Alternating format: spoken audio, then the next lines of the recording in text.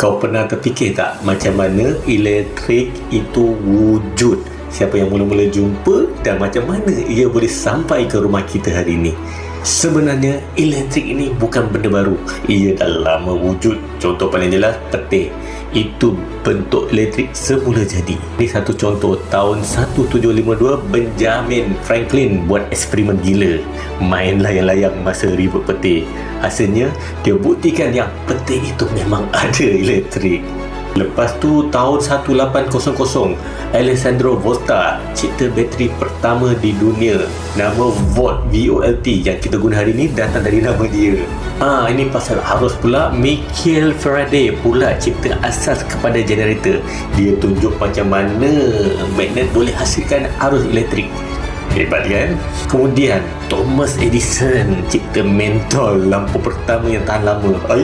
Dari situlah dunia mula terang benderang.